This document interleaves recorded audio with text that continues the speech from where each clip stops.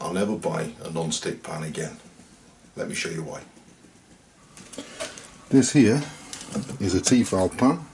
It's not cheap, it's one of them red spot ones, but you can't see the red spot now, can you? This has only ever had plastic and wooden bits and bobs in it. It's never had metal utensils in it. It's been really well looked after. It's about 18 months old at the most, and it's completely knackered. It's had enough, it's got to go in the bin. This cooking pot, this was from Lidl. It's, you know, a cheaper version, but again, wasn't cheap. You know, that was about 20 quid, I think, and this was the best part of the 20 quid. And you can see all that non-stick has come off. Now, never mind the cost of having to replace one of these every year to 18 months. And between the two, you know, that's getting on for 40 quid. It's a lot of money to just dispose every year. I mean, that's a perfectly good aluminium pan, or would be, if the non-stick coating doesn't come off. But they all do. None of them last, and I'm sick of it. Because a frying pan and a cook pot shouldn't be consumable items, in my opinion. As well as which, the chemicals that go into making these non-stick coatings are really toxic environmentally. They're deemed safe for use because you're not actually eating them. Well, where do we think all that's gone? And where do we think all that's gone? I suppose conceivably bits of it might have come off while it was being washed up, but mostly it's while food's being stirred in it. That's when most of the friction occurs on these surfaces. So you're ingesting that. I'm not comfortable with that. So what we did instead, so we've gone with cast iron. A cast iron can be expensive. These I got second hand, really inexpensive. I think it's about £6 each a few years ago. Stuck them in a box to be refurbished, never did, just dug them out and done it. As good as, I mean, nice casserole pot again. And this is good quality cast iron. It's Taiwanese. I got a few bits from Taiwan actually. It's, yeah, completely re-seasoned. And if anything happens to the non-stick coating on them, I can do it myself easily in my pizza oven. Here's how we did these. So this is cast iron stuff that we bought second hand a couple of years ago. And we got it really good price. You see all the carbon, it's all built up inside, you know, it needs reconditioning really. We just finished cooking pizza. So the oven's still really hot. So I'm going to put all the cast iron in the heat,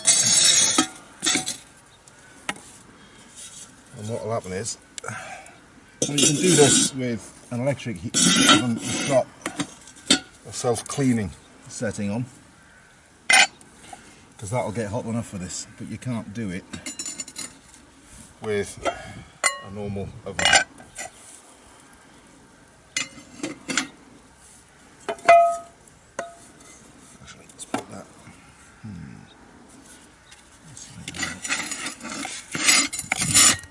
So what this is going to do is burn off all of that black tar and carbon.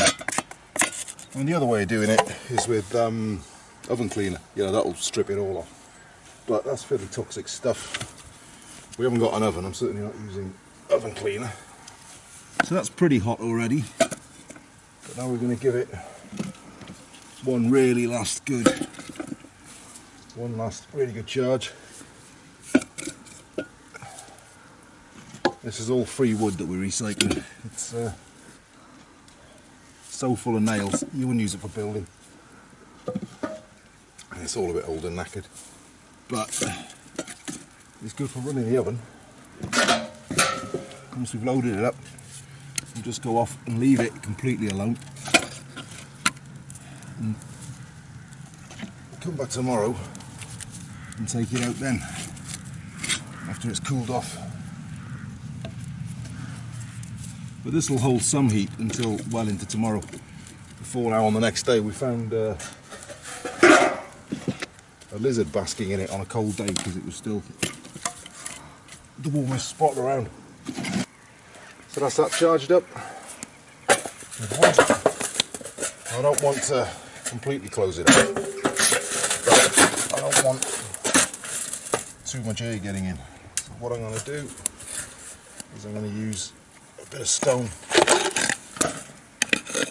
so it won't matter if it gets hot, and that will just run for the next several hours. It'll get ridiculously hot. It'll hold the heat for a really long time. It'll burn off all that black sticky stuff, and then tomorrow we can scrape the last of it off and we can start getting them ready for reuse again. So we let the fire burn out last night. This is the next day, and you can see they still look rusty, but that's powder now. It's all coming off. Have a look on the inside of that. That's down to bare iron. So that now, only bit of rust that's burned off and all that, it's just dust. That'll come off. But this one, get that off. See, all that stuff that was around the inside, all that encrusted black stuff is just coming off as dust. So we'll give them a good wash now in just hot water, get it really hot, and dry them off and let them finish, and then they're ready for re-seasoning. Apart from this small frying pan, which again, I mean, it was greasy, horrible, unpleasantness. That's just back to bare metal. But because it's got ribs in the bottom, I don't want that. I want it to be as flat as possible. I want to get it as close to a mirror as I can. So I'm going to sand that down before I do any seasoning with it, so the eggs don't stick, basically. So yeah, that's worked well. Time to get them cleaned. Now the only one that hasn't been finished is this one. And that's because it's got a textured bottom. I don't want to sand that completely smooth, but that'll end up exactly the same. You can see it's down to bare iron. I've given it a good wash. Hasn't been seasoned because I wanted to redo it, but yeah, it's simple as, and you can keep doing this forever. This stuff's indestructible. It'll last lifetimes, unlike this junk that ends up in landfill or going for recycling inside 2 years. So you can see that's pretty good, not a bad shine. There's a little, see there, right in the centre, there's a little dint. That's a little bit deeper than all the rest of the all of them ribs were. I don't want to take that out because I'd have to take that much material off the whole bottom of the pan, and I don't want to have to do that. I'd rather just make do with that for a little while. Eventually the seasoning layer will fill that in. It'll be like glass, so I'm not going to worry about it in the short term. All I did was used one of them. It's took about half an hour. Went through 2 of those sanding discs, and that's pretty good. It's certainly a lot cleaner than I think coming out of any foundry. That's not a bad shine. So yeah, next thing is just to season it. So people have got all sorts of ideas about seasoning cast iron, and it's really not complicated. So just a bit of oil, bit of kitchen roll. I really like coating. People try and bake on like an inch thick coating, and it's just not necessary. So outside as well.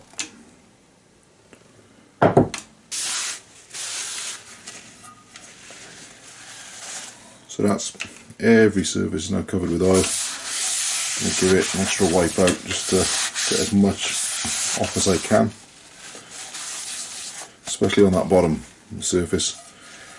If you put too much oil on, when it polymerizes on the surface, it'll do it in lumps and bumps, and it'll separate out into different areas, and you don't want that. You want to try and get that bottom surface as absolutely glassy as possible. So that'll do. So now I need to put this on the heat and make it as hot as I can, smoking hot.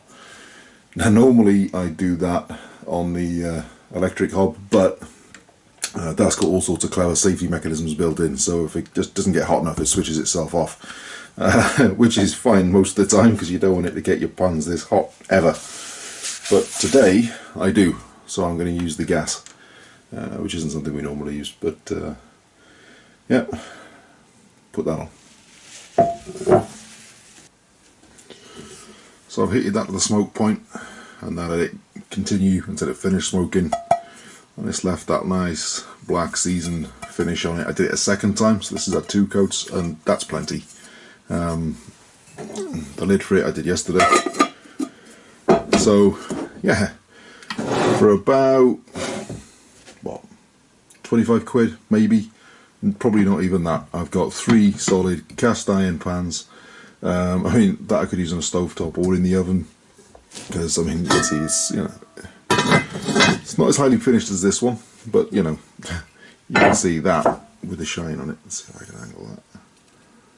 It's not quite glass, but it's getting close, and that's with 2 coats. So this will keep going up, and this won't be used for anything except frying. We don't do much frying, so the idea with this is that I can keep a bit of oil in the bottom of it at all times for the odd occasions when I do, and because it's got a lid, I don't get dust or anything like that in it, so that's all good.